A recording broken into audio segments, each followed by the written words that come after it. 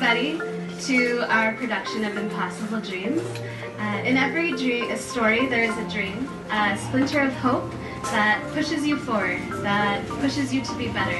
And I've had the amazing privilege of working with these students for the past several months, and they've turned their stories into beautiful poetry, beautiful songs, beautiful monologues, and then they've taken them to the stage, and I'm so proud of the work that they have done. And thank you all for including me in your stories. But without further ado, Impossible Dreams, a production that is created, written, and performed by the 11th grade students of Shanti Bhavan. First story is a tale of hope.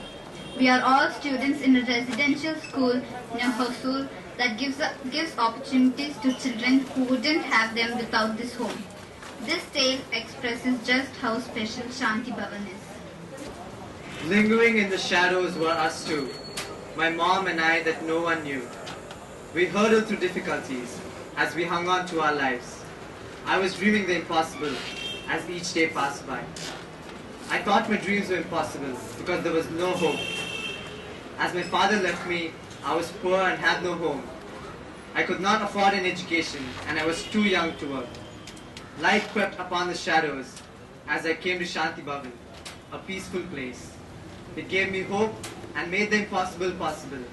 It has given me the best education and made my impossible dreams come true. Given me love, friends and family. What more did I want? I now have an opinion of my own. I have the power to speak and reason. A tree grows to bear fruits, and one day I will reap the fruits of life. Shanti Bhavan has given me the opportunity to make my impossible dreams come true. Thank you. Ourselves, even after making 1,000 mistakes, then how can we hate a person for making one mistake? This piece talks about a girl who lost her father because he had an affair with another woman. Everybody has memories. Memories of themselves with their loved ones. My little moments were with my dad, his hugs of love and affectionate waves. Everybody loved him for his talents and praised him for his hard work. This love has gone forever, gone with the wind when he made a small mistake. People praise nor love him anymore. Do they even know that he really made that mistake? It's only human to make mistakes. Why don't they understand? Making a small mistake for humans is like committing a great sin. Now he has gone because of them. He has gone forever. In the corner I watched with fear and rage as my mother stood up against my father, drunk as hell. She stood up for me, her child. Sitting in the corner, I cried, buried silent tears into my arms. As he beat her, cried with happiness that my sister wasn't there, to witness these daily frustrations. Sitting in the corner, I cursed the man who calls himself my father, for breaking my mother, for his weakness for liquor. Cried with happiness that my sister wasn't there, to witness these. She stood up for me. She believed. Sitting in the corner, I vowed that my fear and rage, silent screams and tears would someday help me protect my mother and sister. I sat in the corner, helplessly. If you ever hear this, know that I was not drunk and that I mean every single word I say. It may not mean much to you after all I have done, but I just want you to know that I love you more than words can say. Chinu, I know you hate me. I know you hate me enough to never want to see me again. I know you hate me enough to never want to talk to me again. I know you are ashamed of me, that you never want to mention me to your friends. I remember the last day I saw you. You were so little, probably 5 months old, only fit the length of my arms. You curled your fingers around my thumb and held on to it like it was worth your whole life. You trusted me so much then. I know you hate me to never trust me again, to never believe I love you, to never believe I'll stop the drinking. You may think I love the booze more, but no, I hate it with every fiber of my being. But yet, every fiber of my being craves for it to survive. No, I cannot make you understand. You'll only hate me more for hiding behind these excuses. I know you hate me for all that I am. You may think I was selfish, but not a day goes by when you don't cross my mind. I know you hate me enough to never want to see me again, but I want to hold you one last time before you leave me forever. I know you hate me enough to think I'm the worst dad in the world, but how can I make you understand? How can I make you believe I never wanted us to part? Hey Chinu, you never cried when I held you in my arms. You're a part of me. I was always there for you whether you knew it or not. I had no other choice than to leave. I could have hurt you if I stayed any longer. I know I can never be called your dad, but I'm sure you are the change that I want to be. Remember, our love is not lost, just forgotten. Don't hate me, though I know I deserve it. In hating me, I hope you love me, enough to hope that I will change. Don't hate me, because I care for you too much. You just don't know. Cold wind blows across her face. She has only her pallu to cover her shoulders. There are no chappals to shield her feet from cracking. With an empty stomach and a teaspoon of hope, she looks at her husband and children asleep on the floor. Making no effort to wake them up for goodbyes, she leaves for work in cold submission. With a few coins to pay for travel, she moves from place to place, house to house, waits in dusty bus stops, and gets lost in overpowering crowds. Catching sight of a little space, she squats on the solid pavement alone. She spreads the 10 long wigs in front of her and waits. People pass by with indifference. Buses cough smoke on her face. An unsure girl looks at a black wig, makes a decision and walks away, snatching the hope that is starting to grow inside. A fat woman with thick powder on her face and lipstick weighing her lips inspects a wig. She exchanges a few notes for a wig and walks away. Her sigh escapes her parching mouth. Her stomach turns acidic with hunger. She takes the notes, puts it in a small faded purse and hides it in the safety of her blouse, but takes it out to buy vegetables for dinner and a few ID bondas for her children. Hoping that her man is not waiting for her drunk, she makes the journey home. But hope turns barren. He is waiting for his beloved, hard-working wife. Where is the money? He asks in greeting. There is no surprise in her eyes. Life is a slow ritual of morning turning into nights. Give it to me, he demands righteously. She refuses, trying to look strong. You bitch! The words slap her face. I know why you have been. Another slap of words, but these sting her deeper. Just tell me the truth and give it to me. Bearing the insults, she takes the notes and hands it over like a laborer paying his dues to his master. The insults ring in her ears as she cooks food and puts her children to sleep. Like a faithful servant, she waits for her husband to return, fearing that he is lying helplessly in the middle of the street, having lost his way in the boldness of alcohol. He stumbles home. Keeping balance is as hard as breaking granite. He falls on the floor, sleep takes over. But she has not received her peace yet. He wakes up in the middle of the night, splashes cold insults onto her womanhood. A wave of curses hit her with intensity. She looks at her children. One day they'll dry these tears, her hope whispers. A smile tells her quivering lips. Sleep takes over. She retires for the day. Break sometimes comes from our closest friends. In this story, a boy is asking for forgiveness from his friend. Nights have I screamed and cried, leaving me breathless. Your steep laugh and voice live in me still as they do. Fear, lest my grief should hinder sleep. The memory runs back into my head. It all happened because of a faithless thought, a thought that said to me, you are losing her. Sitting under the tree, I tried to explain myself, but you would just not believe me. You tried to explain yourself, but I would just not believe you. With darkened eyelids, sobbing wet, and I with a moan, kissing away your tears left others of my own.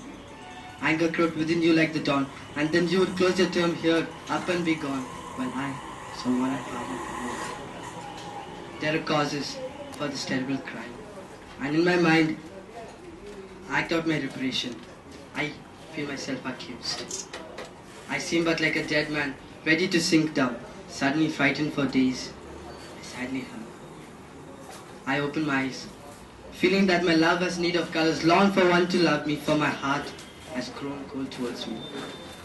Time dissolves, and there is no acquaintance with tomorrow.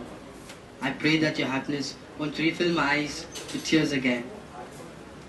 Now I must say a word more. and then I will leave this with you where I should have left it long ago. Is loving you so wrong? What we learn from death, we could never have learned from life. I remember clearly the day my father died. He was hanging like a piece of cloth from the fan. I remember clearly the rancid stench of a stale liquor breath, which clings to him like a desperate child, tickling my nose and mocking his dead eyes into red. I remember clearly the turmoil and confusion. My mother's eyes paled and her lips trembled. As in front of her eyes, the whole world came crashing down. At first, silent tears streamed down her face, and silence was dead. But, with a low guttural sound like an injured animal, my mother fell down far below, those numb suspended feet, and bowled her eyes out. I remember clearly the non-stop tears flowing from her face like a water leaking from an unclosed tap. All I could think to myself was, my God, her eyes are black and beautiful. Her eyes are black and beautiful, cringing with the horror of reality. While she holds on to his legs and demands, why the hell did he leave me without telling goodbye? Like his goodbye could have made me painless, or could have not made her weep her heart away with his dead being. I know that, as well as I know my own name. I remember clearly, to another time, another scene. My mother was sprawled on the cold bare cement floor, her lips bleeding and her breath panting. Over her stood my father, his eyes filled with murder like a homicidal maniac, holding a thick branch of bamboo, soon to come crashing down my mother. I closed my eyes. I heard a noise. Smack! Silence was dead. I opened my eyes. My mother lay in the corner, hugging her own leg, while my father lay drunkenly unconscious, while the stick sat loosely gripped in his hand. This is what it was like to live with a man that God labeled as my father. I remember clearly the day my father died. He was hanging like a piece of cloth from the fan. Sorrow is the mirror of my mother's past. Joy was a mirage that could only be felt within. Troubles, the countless waves against the seashore, and grief, the infinite splashes of rain that loosen the soil.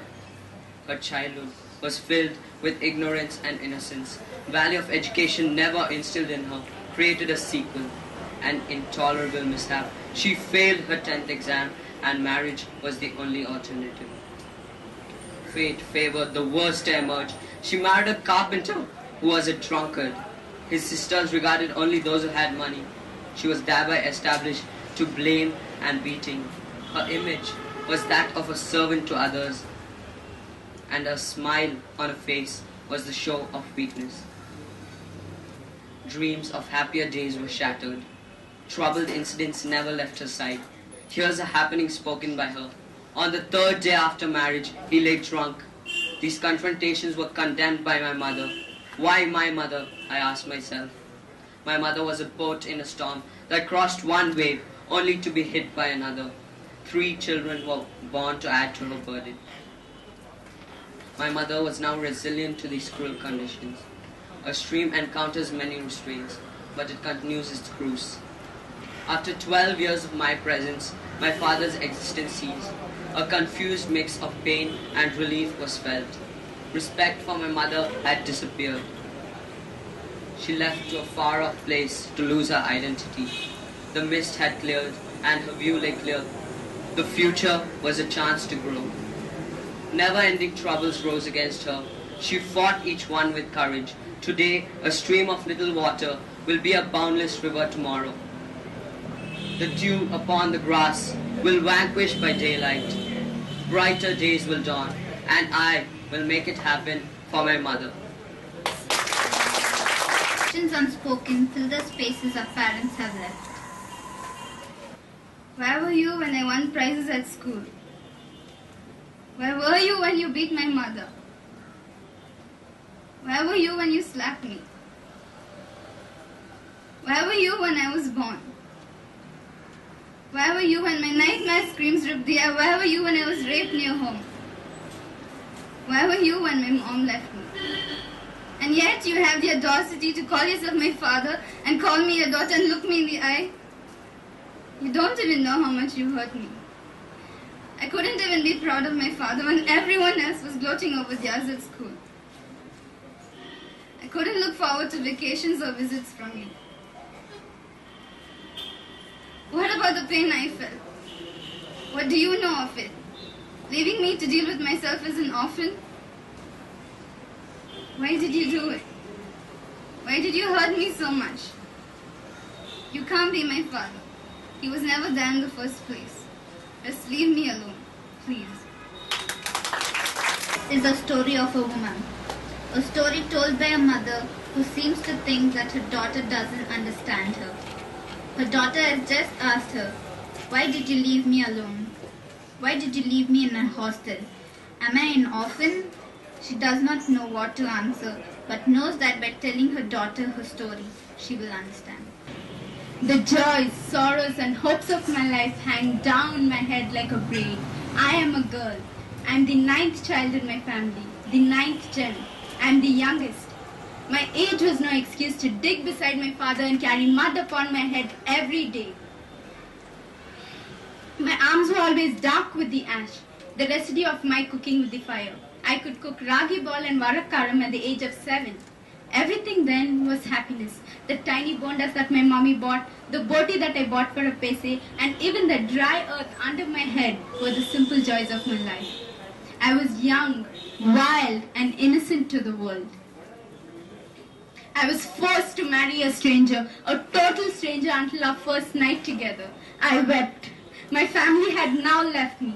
I stood tall, though only 12. I knew it was my new life.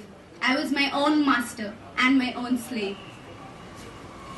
I began to look up to my husband as a child would do to please, as a pleady child to a god. After 2 years, our first son was born.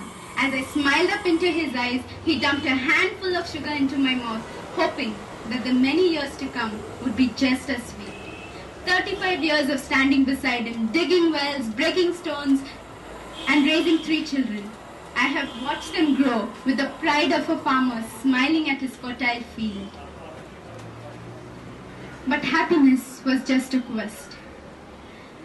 I saw the dynamite blast, and right in front of my eyes, my husband, guardian, protector, was taken away from me in those hits and bits of pieces that blew up along with his body.